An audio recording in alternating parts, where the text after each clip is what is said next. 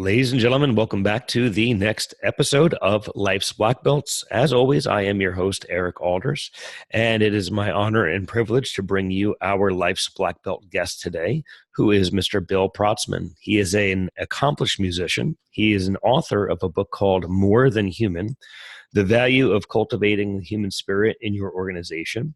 He has a company called Music Here, and his belief is utilizing music to help influence people individually, businesses as well. He's a keynote and public speaker, and I'm looking forward to learning a little bit more about him and how he came to do what he does today. So without any further ado, if you'd like to assist me in welcoming Mr. Bill Protzmann to the show. How are you, sir? I'm doing great. Good morning. How are you, Eric? Good morning. Thank you for getting up on an early morning on the West Coast. So I always appreciate a guest that is willing to try to accommodate the East Coast, West Coast scheduling. You bet, man. Pleasure. So we had a chance to meet online and briefly talk on the phone. And, at first, when we had spoken to each other, I was like, it's very interesting that you're into music and you do this, but I'm really into learning about the person and their story and why they do what they do. And then you kind of took me down that path slightly, and I'm like, all right, well, now I'm intrigued and I want to get to know more about you. And I think that, what you do may help somebody out there, which is why I have you on. So if you can, if we rewind just a little bit, give me a little background. I know you got into music very, very early on, but tell me a little bit about your childhood growing up. Sure. So mom was a piano teacher, and you know what that means. You're gonna learn to play piano. Yeah, I play piano, and I hated it. I mean, she started me really early before I could resist, and it's mom. You can't really, resist that. So by the time I actually started to enjoy the piano around fifth grade, I was, well into all of the stuff that you'd get taught when you're playing piano, Bach and Beethoven and Fur-Elise and all that stuff, the minuet in G, and I was just, I wanted to be outside playing with my friends. I discovered something called ragtime, and I had no idea what ragtime was. There was a piece of sheet music. I pulled it out of mom's stacks of stuff, opened it up, figured I might be able to play it.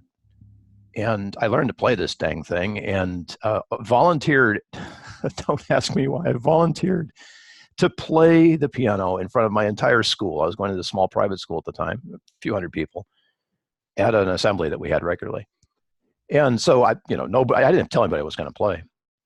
And I went to the assembly, and it came my turn, and I sat at the piano, which was facing the wall, away from everybody. I couldn't see what was going on behind me, and started to play the 12th Street Rag. The 12th Street Rag is a pretty fast piece of music, but I was playing it pretty slow because, I was in fifth grade. So I'm playing this ragtime, and ragtime stops a bunch of times. It's like it ends, and then it starts again, it ends, and starts again. And so I played through the introduction and stopped and started the first strain pretty slowly. Yeah, da da da da da da. You all know this piece. If you were to play it right now, you go, yeah, that's carnival music, right? Right. So I'm playing this piece, and I come to the end of the first strain. I'm getting ready to play the second strain, and everybody in the audience starts clapping. I'm thinking to myself, hold on. I'm a classical piano player. I know when you go and play, piano music, there are places where it stops, and people are supposed to be quiet there, before you start the next time. And yet my audience was clapping for me, and I'm like, okay, well, so I'll just start the second strain. They'll shut up, and I'll be fine. So I start the second strain, playing along slowly, whatever. The room is totally silent. I'm like, this is weird. And I come to the end of the second strain, and everybody starts clapping again. Well, at this moment, the light started to go on for me because I recognized that there was something fun happening. I was making this music. People were responding. But they weren't responding the way that I thought they should, but they were responding because they wanted to. And I looked around, and I kind of could see the principal sitting over on my right. And she's like, come on, keep playing. She knew there was more, right? And I thought, okay, first of all, they've already clapped for me twice. And I know something that they don't know, which is there's one more strain, which means they're going to have to clap for me again. So I started the third strain, finished that. Finished the whole 12th Street Rag. Everybody was applauding. I turned around, and I got to see a room full of people that I had never seen so happy in my life. I mean, you hang around with kids, you know people at your school and things, but these kids were like lit. They were just loving this crazy thing called ragtime. At that moment, everything changed for me because I recognized that there was something I could do at the piano that could communicate with people in a way that was innovative, that they weren't used to hearing all the time, and that they'd respond. And that's kind of what got me started.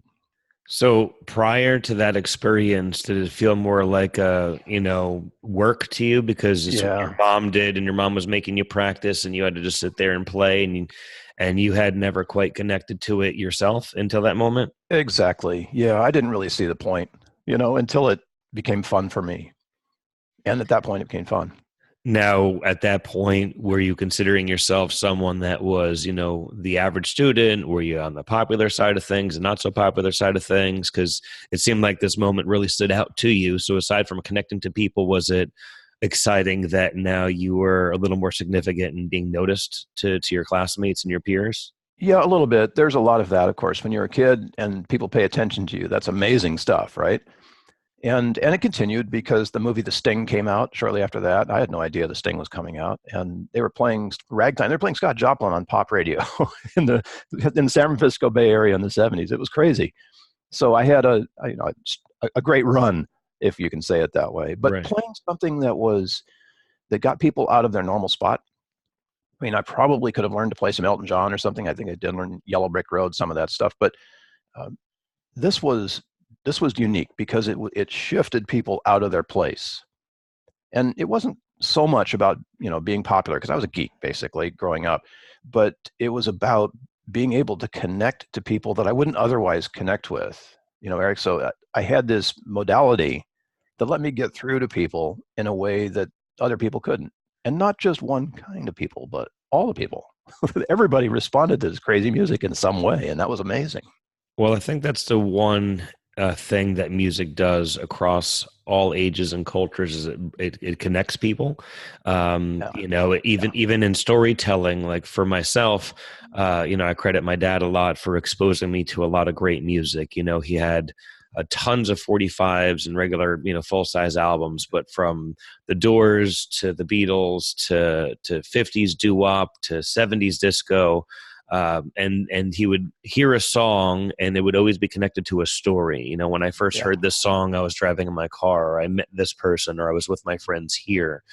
And it seems like regardless of, especially with all the divisiveness in our world, that music is something, at least for me, I'm sure for a lot of people, that can bring back good memories, sad memories, connect you, and just change a whole emotion of an entire room.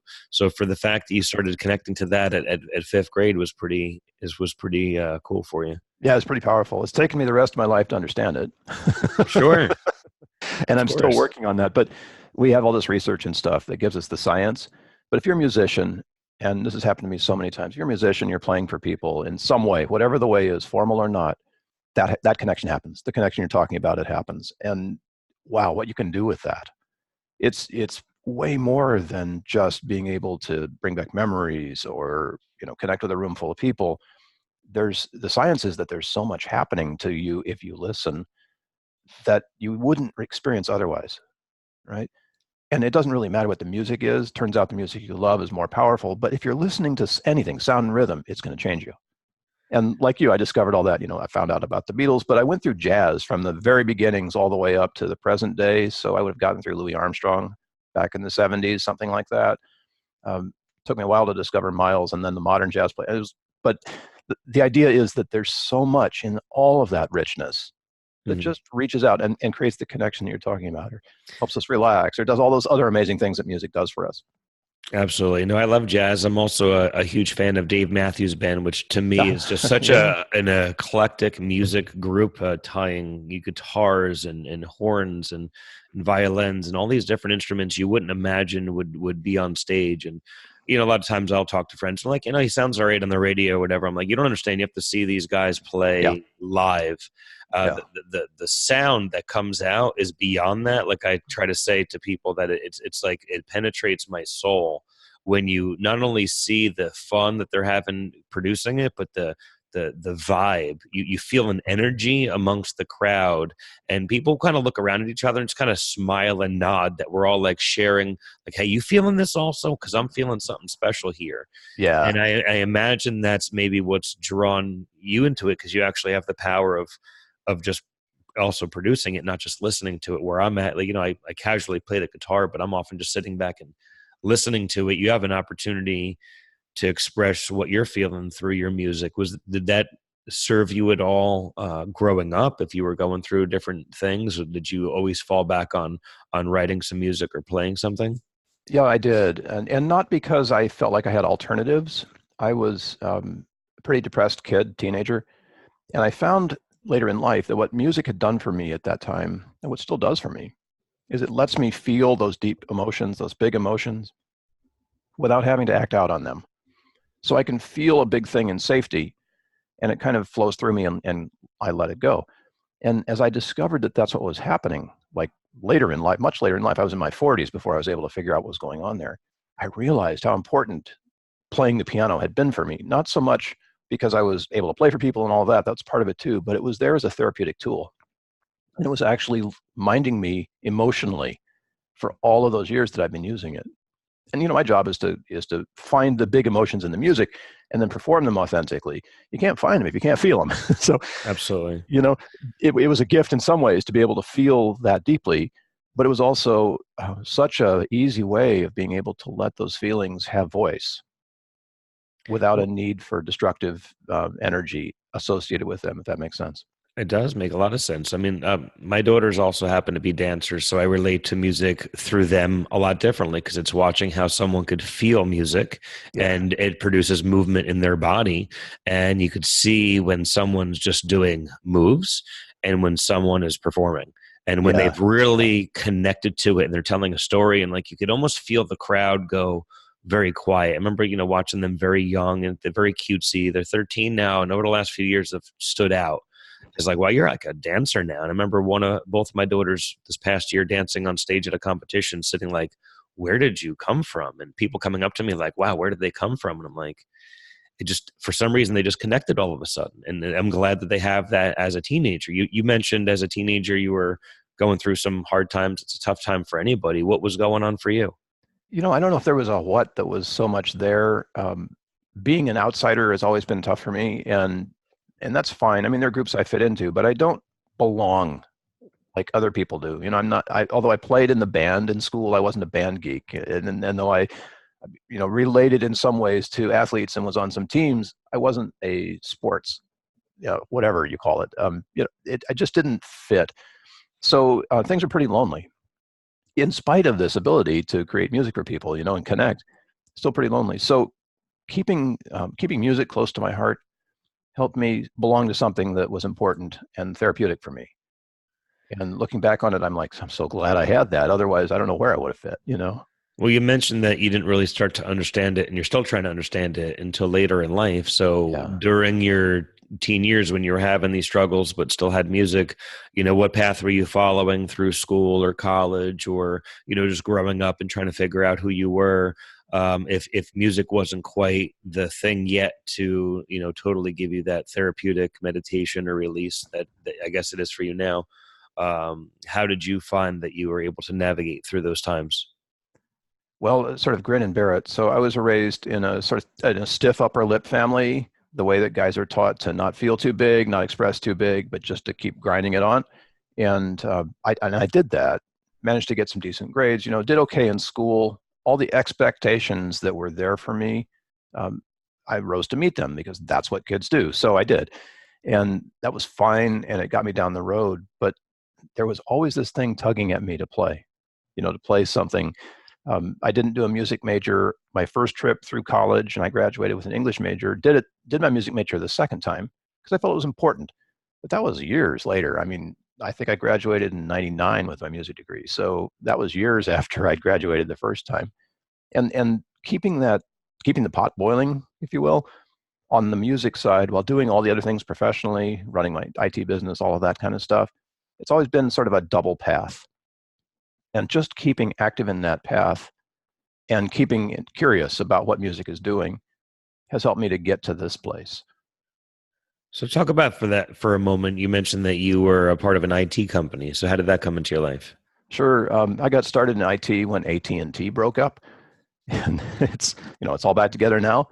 But that opened up a whole new computing possibility for processing telephone voice traffic, and I got engaged in that early on, and I've been with it ever since. So that experience of being a big data guy from an early age has helped me also sort of expand how I think about things. When people were worried about their phone calls being, recorded by the NSA, it's like, dude, we've been doing that for 20 years. Didn't you know? That's great. Always good to hear. Yeah. Fabulous. I'm So sure you have some stories there. yeah, there's big data stories too, but that world of information technology, programming, coding. I was coding in DBase back in the day. That was a good lane, and I recognize a lot of today's coders in myself. We know a lot more about coding than we did. It's like it's this culture now, and I was there when it got started, and it was so cool meeting the guys at SCO and stuff like that back when it was new, and nobody knew how big it was going to get. So that exciting professional thing that I've done has helped invigorate me to also stay with the piano, which is a lifetime commitment. You stay with that thing, and you're always learning more about how to play an instrument, whatever the instrument is, and keeps you engaged. And of course, thanks to science, we now know all this about music that's so fascinating to me, and I can hear it in my own life and see it when I'm on stage working. And that is a beautiful thing that is nonlinear, non-binary, and just the most amazing trip that I've ever had. Well, I think it's great to hear that you not only pursued a career, but you maintained and held on to a passion of yours. Because a lot of people will get, the visions and dreams when they're younger of following the path of what they love and where their heart's at. But then reality, hits you, and you have to get a job and make money and have security and all that. And then Yeah. sometimes when you fall into that, I don't even want to say trap. You have to go down this path for most people. Sometimes, unfortunately, then the passions and the loves of your life, get a little shelved and off to the side. How did you find that you were able to maintain balance? Because I know doing what I do with martial arts, there's a lot of people that want to do it, but I'll hear excuses of, well, I'm busy and I have kids now and I'm running in 100 different directions. And the world makes excuses of why they don't follow their dreams, but yet they find time to be on their phone 4 hours a day. Yeah. So, for you, how did you find balance? Because maybe through that story, someone else can relate and follow their passion. It's not so much as finding balance as submitting to it, I think is a better way of putting it. I'm being careful with the word there. I like that. It's music is not something that calls us because you're going to make a lot of money at it. It doesn't call us because it's got any sort of practical value in the world. And that's been the way that America sees music for a long, long time. I think the last time we used music for any purpose was in the Civil War. But even though the musicians were the first ones leading the column of troops, we're always sort of at the last when it comes to the way that society operates. Now, fortunately, thanks to the internet, there's more awareness than there ever has been in music. But I didn't grow up with the internet. I just grew up with this big black piano sitting in the living room that I knew I had to spend an hour with every day. It was just a habitual thing. And life gets busy, and I don't spend an hour a day at the piano anymore. I wish I did, because I love it, and it's just something I want to be there and play, not work for any purpose, but just play. Mm. There's not much in our society that says, hey, Eric, it's okay if you just go and play for an hour a day, Right. And for me, that play for years felt like work.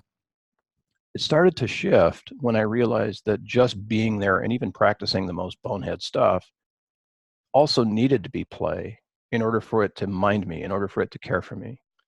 And I was one of those guys that played at Nordstrom for a while. So that was pure play. I could go and get paid to play there for a while, not for anybody else, just for myself. And to be able to find those opportunities and take advantage of them and have it be regular, I could play 3 times a week at Nordstrom or whatever. That was great to be able to keep me engaged in the music.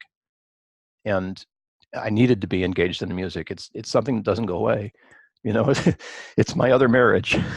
It's, and being able to mind it, it minds me, it calls to me. And I have to go. I have to do what I need to do in order to let whatever is going on inside me have a voice and let it come out. And that could be creation, or it could just be letting go of the stress of the day. Whatever that calling is, I can find that the results of it happen after I answer the call without any sort of need to know what they are in advance. It's a strange mindset, but it sure works. Well, no, listen, I could relate, because when you have something that is such a big part of you, and for me, I've been in martial arts since I'm 8 years old, and I've told the story before, but I had torn my ACL and meniscus last year, which is challenging for someone that owns a martial arts school to keep things going.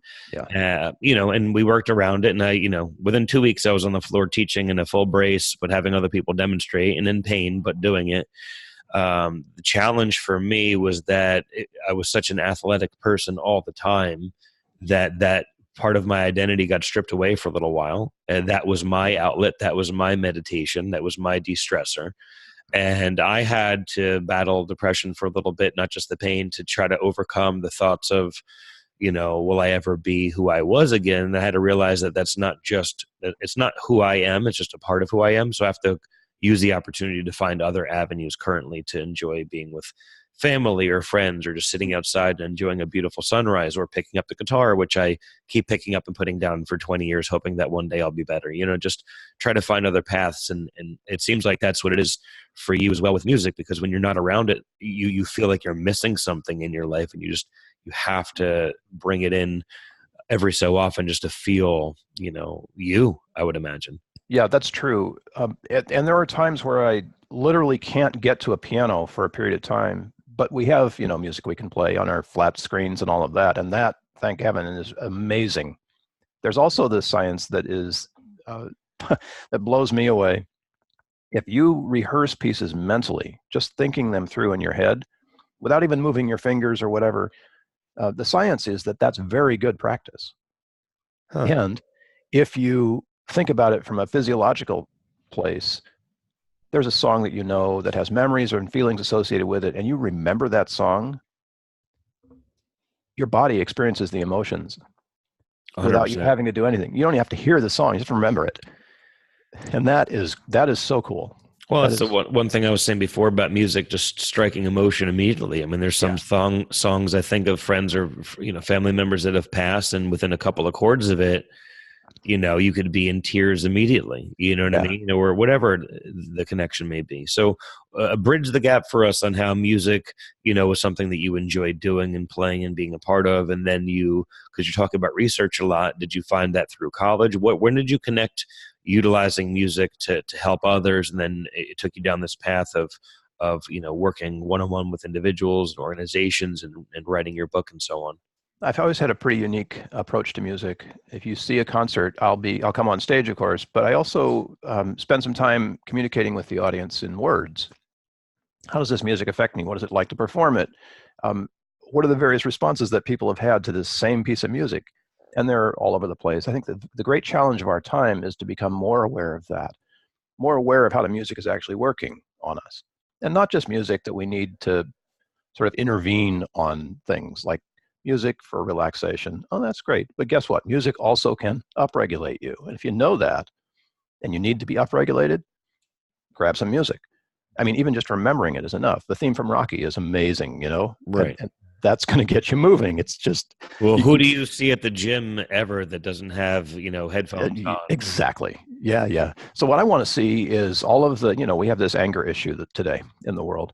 I want to see why we have that issue first, and how we can unwind from that to get back to a place where anger is just an emotion that we experience.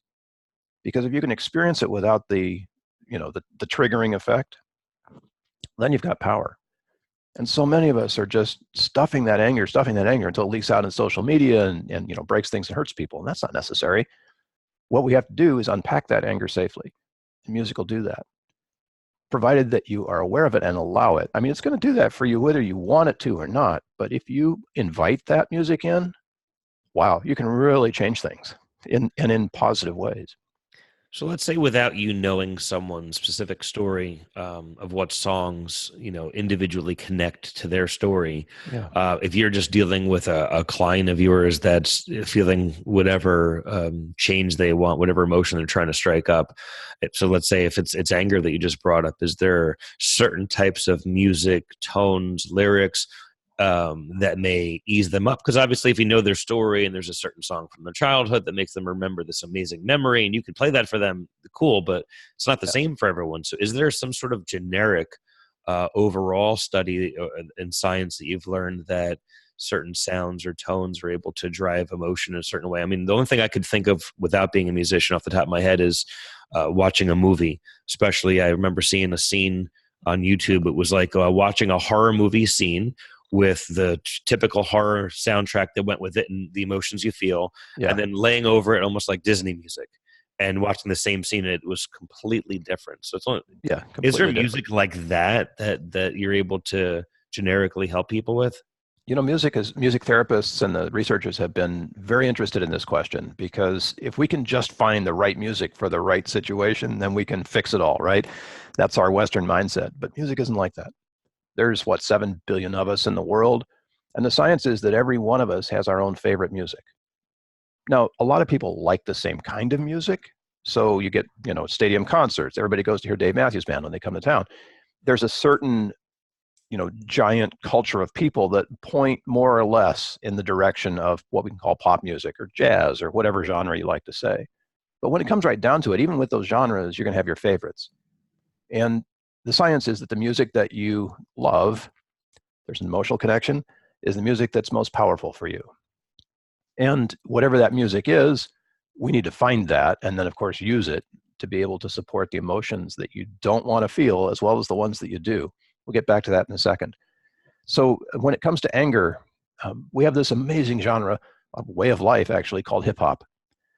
And thanks to hip hop, thanks to rap music, there's a whole slice of population that's been able to deal effectively with their anger. They have a way of being able to feel that stuff and letting it come up in safety. And it doesn't matter if the lyrics are the lyrics that encourage you to act out. I know we've had things like, don't listen to that music, it's going to make you, break things and hurt people. Okay, yeah, that's fine, and maybe some people will, but the vast majority of people who are listening to hip hop enjoy it, right? They're not out there to, do terrible things because the lyrics told them to. And what are they enjoying? They're enjoying the ability to let go of emotions they wouldn't otherwise be allowed to feel. And that is where it gets key. If you allow yourself to feel those emotions, things change. So thank heavens to hip hop, because that's that's minding a whole slice of people when it comes to anger in a way that nothing else is. I mean, seriously. No, I love hip hop. I mean, I love most genres of music. The only one I would admit that I'm not a huge fan of is country. But even when I say that, I'll always say that I could appreciate the musicians and their talent. I'm not a personal fan of the Yeah, which is totally cool, right? singing, but I respect and appreciate and love the sound of the music they're producing. Yeah. I don't have a personal flair for it, but I think that was a really interesting way of putting that, and using hip hop as the example to say it gives people an opportunity to feel things they're not normally allowed to feel. It's a very weird thing to talk about, to say that there's certain emotions and feelings that are almost a little bit taboo unless you're by yourself. Like you'd be very aware of how you react to it in certain, social environments and so on. So can you expand on that a little bit more? Yeah, the hard part is taking our judgment away from music. Uh, Music is good or bad. I mean, let's face it. And some people like it and some people don't, and that's fine. But what if you approach music and just say, okay, this is a completely in a non-judgment neutral way, and just say, this is sound. This is sound that's coming at me. What is it doing for me? Okay, I don't like it, but why? What's going on? How do I feel? Am I like tense? What's happening? What is that music doing to me physically? What's it doing to me emotionally? Is it making me cry? Is it making me tense? What's happening there? What's it doing to me mentally? Am I thinking clearly right now? Or is my brain a little scrambled? I'm trying to think of, trying to focus and I can't focus. And when you start to break it down that way, then it goes way beyond like and dislike. Sure, you may not like it, but if it has a purpose for you, if it's resonating with you in some way, then that could be a tool to your next insight. Instead, we just shut it out. Oh no, I don't like it. It's music I don't like. Well, that may be true, but find out why. And if you can understand why, maybe you have like this, it's scary for you or it makes you like resistant in some way. Are there other parts in your life where things get scary and resistant? Maybe that's something that you need to feel instead of just like resisting it all the time. What would happen if you allowed that frightened feeling and that resistance to take up residence inside you? This is a life hack, people. If you can do that safely, then it's like, oh, it passes. Right. To honor you have to honor your emotion. There's a difference in saying that I am an angry person and I'm feeling anger currently. Yes. Because people connect an emotion to who they are. I'm an angry person. I'm a confident person. I don't take crap from anybody kind of person. You know what I mean? So, aside from that, and when I hear you talking also about these different genres of music and what you're allowed to and not allowed to, it's also kind of strange that there's certain music that's almost frowned upon if you're in certain groups. So if you're maybe a little bit more upscale and in the wealthier class, if you're caught listening to like hip hop music, people would be like, "Why are you listening to that garbage?" Yeah. Or if you were in hip hop community and you were listening to some popular, Ariana Grande or something like that, people might be like, "Why are you listening to that kind of music?" Uh, Unfortunately, I feel like society always kind of figures out a way to label everything and separate everything. But I mean, it's music. We talked about it bringing everyone together. Why do you think that even with something that connects so many people, it's still able to be segregated so well? This is a great question. I've resisted classification all my life, and I still do. I don't fit into the box. And I'm okay not fitting into the box, but a lot of us need a box to fit in. We need to feel like we belong to something. And I think it's important especially if it's music, if you belong to a genre of music and there are people that you enjoy hanging with that are part of that, that's a huge thing. Leverage that. And it doesn't always happen in places like church or at concerts. It can happen in other strange places where you aren't completely aware of why it's happening, but in fact it is. And that's the kind of connectivity that we need. Music facilitates an authentic and a vulnerable connection between people that nothing else does. And once you're able to, like working in a drum circle, if you're able to drum with people, you will know them in a way that you can't know them through any trying in any other way, like conversation or looking in their eyes or meditating together or whatever. Playing music together, even if it's just drumming or something that's simple, everybody can drum. That opens you up to a experience of the other person. It's much deeper in humanity than if you weren't drumming together. I like to ask board members, to come around the table and grab a drum and start and actually spend 5 minutes working with each other as musicians before they start the heavy lifting of the meeting. It just changes the effect of everybody in the room because all of a sudden you realize you're there with people, not just people Right. who are doing a job. And wow, it opens you to insight too when it comes to emotion. Like if we drum together, spend 3 minutes or whatever, maybe just a sec drumming together, you're going to know so much more about me and my emotional content of that moment than if we were just having this conversation. It's like all the masks go away. And like you said, looking around the room in a concert, you can see that people are mask free in that moment. Mm-hmm. Absolutely. You can really do stuff there. Well, unfortunately, we do put these masks on and put on our faces in public, and there's a lot of people, their personality and how they respond. It's I guess a skill that you learn growing up as you navigate different social groups. Okay, well, I'm with this group of friends now, so this is the language, the jokes, the tone that I could use. Now I'm in this environment, and I'm dressed a different way. I'm at a wedding, so now the way I hold myself and speak, the topics of conversation are going to change. It's like not everyone gets a skill set. That's, I guess, what makes some people socially awkward. I have no idea, but everyone's always trying to learn. Like, well, we're in this environment, so we all agree that this is how we behave. And like you said, yes, sometimes with the assistance of like a drink or two, but often, even if you had that drink or two, it would not have the same effect if there wasn't music also attached to the situation that lets Sure. people strip that crap off a little bit and be like, here's who we are, and it's okay to be, silly and not what everyone thinks we're supposed to be. Exactly. Yes. And that's a powerful place. As they say, music is like the universal language. Well, it's more than the universal language. It's about communication, but it's also about our ability to collaborate, to actually do things together. Music is the impetus to that. And what did we watch recently? Remember back in the day where a few people got together? I think it was Dionne Warwick that arranged the song, and she got all of her friends together and they ran video on MTV. It was way back in the day when video was really bad, but you can see the power of like Elton John is there, Dionne Warwick. Said, "We Are the World." Yeah, we are and Lionel Richie was there. No, Michael Jackson. Yeah, and it was like, Mhm. wow, you cannot watch that without seeing the connection that exists between all the people there and feeling it yourself, right? That invitation to be a part of that they're not saying, come and join us in this music and we'll all change the world together. They're just singing. Right. And yet we get it. We get it, that we're part of that too. We're part of that same world. And that's the kind of power that's in all music, even as simple as Twinkle, Twinkle, Little Star. That power is there to help us take off the mask and find a way forward that we couldn't find any other way.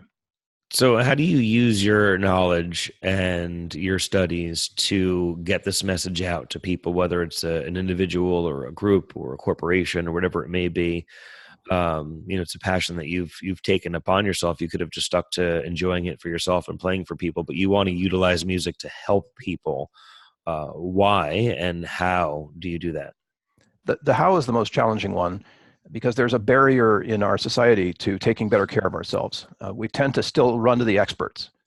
We don't look within and say, oh yes, well I can meditate right now, right? We go in many cases, try to find some whatever drug that we can use to keep us relaxed or suppress the things we don't want to feel. So the barrier to acceptance of music more as a tool and less as entertainment is education. People need to understand that there's so much we can do for ourselves. And in fact, we don't really have to do it for ourselves. What we have to do is slow down and allow it. It's like, it's sort of like that thing in martial arts where your opponent's coming at you. You have to use that energy to be able to do the next thing you need to do. And if you don't resist that energy, it's a powerful tool. We spend a lot of our time resisting when it comes to music instead of accepting, allowing it in, and realizing that it is having an effect on us, whether or not we want it to. But once you accept that effect, it's the power that comes in that you can use to make change happen. So allowing that kind of effect, that takes a little bit of letting go. You have to say, okay, I understand this is music. What's it doing for me? Can I become aware of what's actually happening when this music arrives in my ears? And if you can do that, then you've got a life hack that you've never had before. We all are built for that. We're resonators, we're like a guitar, but a lot of us are using only one string on that guitar. If we could use all six, imagine the music we could make. Imagine the change we could make. And so most of my job is advocacy. It's helping people understand that there's this possibility out there. And if you allow it, it can be used for amazing things, like physical, mental, emotional, even spiritual, to bring us together, to get us to a best practice. Thank heaven for the self-help industry, because they've kind of primed the pump. I said self-care the other day to my chiropractor. And she's like, well, it's good that you're in here then, getting adjusted. That's good self-care. And I'm thinking to myself, no, it's not actually, because you're doing the work and I'm allowing the work. Right. What about work that I don't even have to do and just allow? Now that's real self-care, especially if it's evidence-based like music and holistic, because it affects all of us. So that's my challenge, is to open up the world to the potential for caring for yourself better than you ever have. So when you're the outsider coming into these situations to work with a client of yours, do you have to spend a few minutes, speaking to them and finding out a little bit about what they're feeling? Like, in other words, what music could do for them, and they may be often very resistant to any new suggestion or idea, as humans often are. They put a Yes, well barrier, said. they put a barrier up and a wall up, and they're very skeptical of the next quick fix thing or what you're trying to sell them. What line of BS are they going to hear now?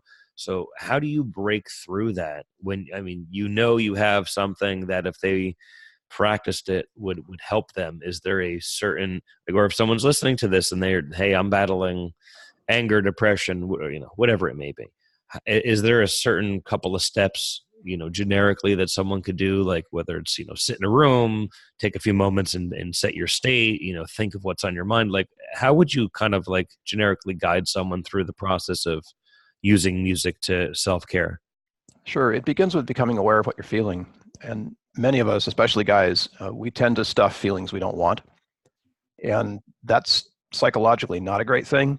So the work begins with understanding whether you can feel things. Like, what does your emotional spectrum look like when it comes to music? And that's a matter of like putting on a song and seeing if you're completely aware of the feelings in that song. Oftentimes it can be a somatic experience. So we'll try just right now. I'll take you through a short example. So think of a piece of music that you like. You don't have to tell me about it, but think of a piece of music that you like. If you're listening to this, think of a piece of music you like that it doesn't have to have any meaning for you. It just has to be something that is like currently on your top 10 playlist. And as you're thinking of that piece of music is starting to play in your head, because that's how we are. Our systems are laid out to be able to remember music and to repeat it when we need it. So you're repeating it right now. And as you listen to it, think about the environment that you're in. Maybe you're driving in a car or whatever, but where is the incredible place where that music sort of came home for you? Can you remember that moment when you said, "Oh yeah, that's the song I want, and I needed to know that song"? Right? What do you see in that place? And as you look around in that place, maybe you're feeling things like maybe the wind is blowing if you're outside, or if you're touching something, if you're holding the steering wheel of the car, if you're holding a cat, petting your dog. What do you feel under your fingers as you're listening to this music? What do you taste? Maybe you're having a great cup of coffee sitting at a cafe somewhere. What are the tastes that are in your mouth? And then in your body, how does that play? Are you feeling relaxed? Are you feeling happy? Are you feeling tense? Maybe this is the song that you're listening to right before you begin a marathon, or you're on a marathon and you're listening to the song. Become aware of the physical effect that music is having on you. And then what do you see? Of course, what do you smell? Gosh, music has the most amazing aromas associated with it. And like food, being able to become conscious of what those aromas might be around you as you hear this piece of music, it's a way of experiencing it more fully. And as you engage all of your five senses, you're coming into a bigger understanding of how this music works on us. And you can do that with any piece of music. Somatic experiencing is the big term for it. But as you connect all of yourself in this process of hearing music, you'll become aware of how that song that you love really does have an effect on you in so many ways. Maybe it's a love song and you're feeling your significant other's presence with you. These are ways of opening up to music that many people don't often experience. I know we go dancing and you can feel some music there, and that's a good thing. Or we put on music to relax and you can feel your body relaxing. But I want to engage you with all five senses in the experience of music. That's a good way of getting it open so that you can say, okay, and now how do I feel? And you might feel energized, or you might feel like ready to move, or you might feel in that incredible balance place that's right before you're ready to move. You're ready to go in any direction with grace and strength. Maybe you're feeling relaxed, or it's time to sleep. So as you become aware of all of these things on a sensory level, all of those things are part of the experience of listening to music. As you welcome those, then you can identify your feelings clearly. So step one, once you know your feelings, then you know where your guardrails are.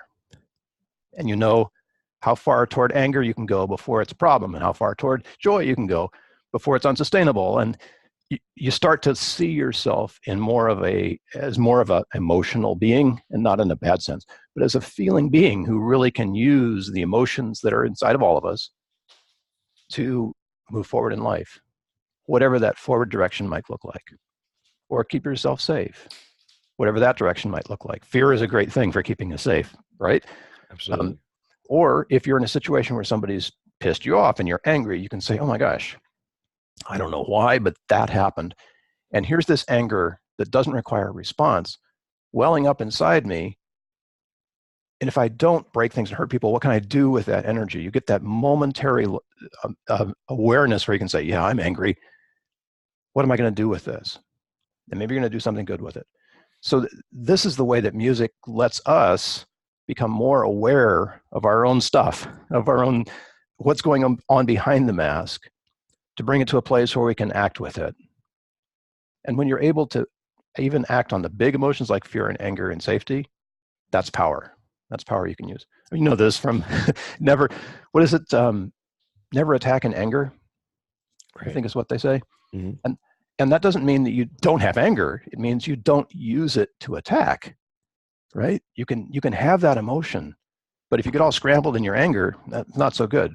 But you can use the energy that's in it for a very directed forward motion if you have to, or for whatever the movement is required.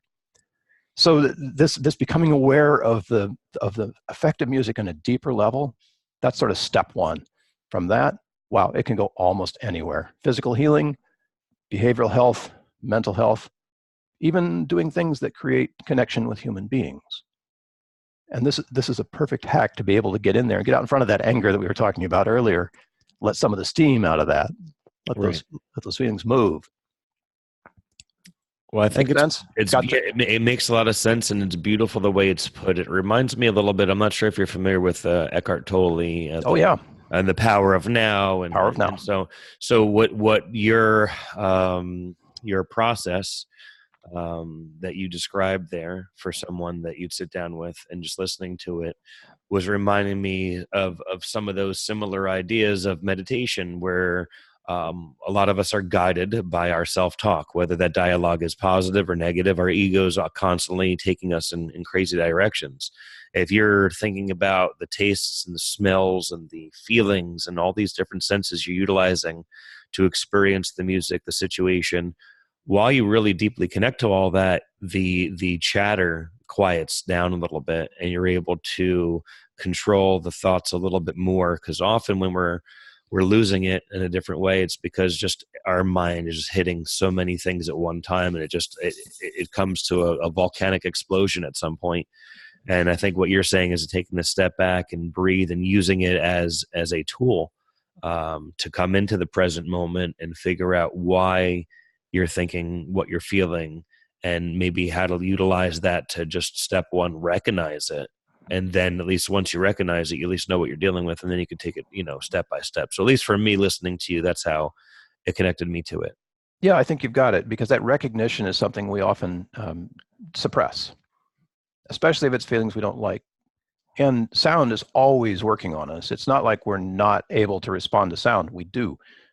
We respond to it really, really quick. As a matter of fact, you hear a click and immediately your body has done something different than what before the click. It takes a long time, like 100 times longer, for your brain to actually process that what you heard was a click. But your body has already done something in response to that sound. So becoming aware of what's happening already inside you, instead of just tamping it down and not paying attention, that can be surprising and overwhelming and beautiful and just all those other things. But fortunately for us, our bodies bring back those memories that we want. So when you're hearing that sound and your mind goes, oh, that's the song that I love, your body's already responding to that. And this whole idea of music here is to teach you how to do what you already do in a way that lets you leverage it, like to move it into the conscious realm instead of just being present in the subconscious. It's always there. You know what happens if you hold on to tension in your body too long without any awareness of what's happening there? It's not a great thing. And holding on to emotional tension is the same kind of baggage. If all that stuff just gets stuffed inside you, like me, depressed as a teenager, that's not going to stay there forever. It's going to leak out. And for me, it leaked out as anger. So once I understand what was happening, I was able to mind myself more with angry music that let me feel the anger safely and unlock the energy that's in it. And that's really the idea here, is to make us, to give us a way in on that emotional energy that's inside us anywhere, anyway, before it leaks out in ways that we don't want, so we can use it in ways that are powerful and productive. Or not to even immediately think that there's something wrong with you, because if you're feeling anger or sadness or whatever, especially in the world of social media, and you're looking around at everyone having this, mask of this picture perfect life all the time, and you're like, well, I'm having a crappy day today, and everyone else is posting these beautiful quotes and everyone's smiling in sunflower fields, Exactly.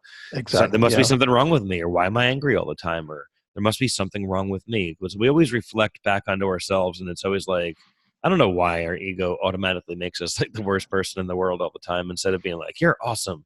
It seems more natural that we're a bit more negative to ourselves. But I like your description and thought process of, like, just because you're feeling the emotion doesn't mean that you're bad or need to resist it. As a matter of fact, resisting it's going to be the bad thing. If you're feeling anger, let's find some safe, angry music that lets you kind of hang out in your room or wherever it may be for a moment, or in your car, and roll down the windows and scream and throw your fists up in the air a little bit and like let it out, and then be like, oh, that feels so much better. Yeah. And a practice, just like in martial arts, and a practice of doing that gets you to a place where, instead of spending the whole 3 minutes to listen to the angry music all the way through, your body is going to respond to that immediately. And just remembering that music will give you the release that you need. But it takes practice to get there. It's not hard. It just takes practice. Right. Well, you have to form a habit, because you're going to fall on your old habits of how you handle situations. So until you start recognizing and going, wait, let me try something new here. You know what I mean? It's like I try to explain to my daughter sometimes when they make a mistake or do something wrong, and it's always like, well, I'm sorry. And I'm like, well, there reaches a point where I appreciate the I'm sorry, but I would really much more appreciate the changing in your behavior, so that the next time the situation happens and you feel this way, show me some growth in, how you're handling it differently. That's the real I'm sorry, is through change for me. Just using that as an example. Now, does your book follow these teachings, or does it go down a different path? What was the motivation, and what's the main thing that someone could get out of your book, so that you can give them a maybe a little preview and encourage them to pick up a copy? Sure. The impetus of the book is practical spirituality. So best practices that come from the human spirit: kindness, gratitude, humility, power. There's all kinds of attributes that we have that are human spirit attributes. The Army got really interested in this because they realized that if you're going to go over the line into combat and your human spirit isn't engaged, even though you're trained physically, you know exactly what you're going to do mentally, the drill is in there, you've done the practice. Um, Even though you're ready to go over the line, if there's something about you that's resisting that, that's not ready. You're not ready to go. Now, combat is a terrible place to be ready to go, but thanks to the Army, we understand that there are these 4 components of being ready to go there. How does that look in the regular non-combat world of, say, business? Well, best practices in business have started to include things like kindness and generosity and collaboration rather than competition. And it turns out that those best practices are making those companies successful versus companies that don't practice respect or gratitude or kindness or collaboration. So there's actual evidence in the world right now that says, hey, it's a good thing to dial up the human spirit and use it for good. Now, you can use it for bad as well. The human spirit goes both ways. It's human. We live in a vibratory universe. There's a lot of binaural stuff here. But the best practices tend to be ones that are also sort of opened to us by music. Isn't that crazy? It's really hard to be angry with someone you've just been drumming with. It's just really hard to do that. It's really hard to be in negative in any way with someone who's just shared music with you. That's like opening up a part of your soul. So being able to find those music places also, it turns out, opens up the potential for best practices that wouldn't be there before. Can you take a company that's basically just crazy, run by psychopaths, and turn it around and make it into something else? Well, I don't know. Maybe you can. But I'm more interested in this one-on-one kind of thing. How does it work on one-on-one or in teams where we have some control, right? Because your boss may not like the fact that you're starting to use your anger for good. But if you are starting to use your anger for good, that's a good practice. Psychologically, it's good for you. Emotionally, it's good for you. And if you do it in safety, it's good for everybody else around you too, because you can turn your anger into something like respect in a way that you wouldn't be able to do without the music present. So this book is all about how to do that on a practical level. We leave the music aside in the book, but we talk about what the human spirit can bring to the table and how to make that work. And this isn't religious, folks. This has nothing to do with religion. Kindness has a place in all the great religions of the world, but it's not exclusive to any of them, right? Absolutely. And it's a best practice that works. So that's what the book is all about, is how do you find and enliven and then put these best practices in as operational processes in your organization.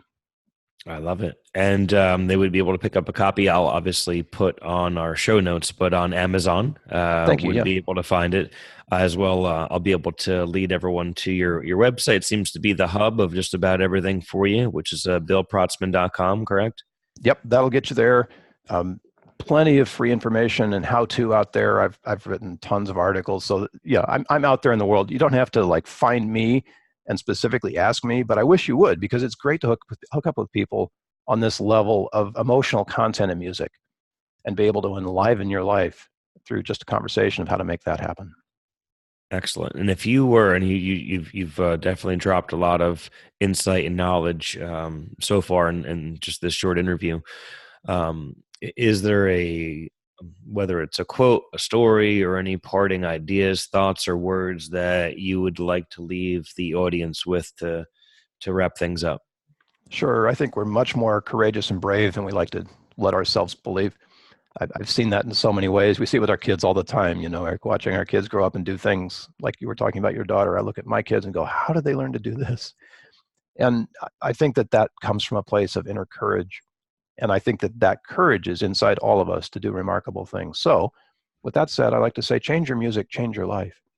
It takes a lot of courage to go out there and find new music. But if you know it's going to change your life, like an all sugar diet, probably not a great thing, an all pop music diet. No, there's more than pop music out there, people. Change your music, change your life, and it will. I love it. Bill, I know you're a busy man, and I appreciate the opportunity that brought us together to have a chance to connect and share a little bit of your story and your insight. And I hope people not only enjoy the interview, but maybe have an opportunity to check out the show notes and follow you online and through social media. And again, what I love to do with martial arts, aside from the self-defense aspect, is being a contributor, to have a positive role model status with students, to give them an opportunity to feel encouraged and loved and supported. And aside from the physicality of it, to feel like you're a part of something where you're changing lives, or at least trying. So you're not just sitting on the couch complaining about the status of things. You're contributing in some way. I think if we all took that upon ourselves, it would be a much better place to be. And so, I wish you well, and the fact that your intention and heart is in such a good place. Hopefully all the people that need your teachings and knowledge find you in their life one way or another. Thank you so much, Eric. I appreciate it. So, ladies and gentlemen, thank you for Bill coming on the show. And as always, I appreciate your support and listening, and look forward to bringing to you our next Life's Black Belt. Until then, have a great week.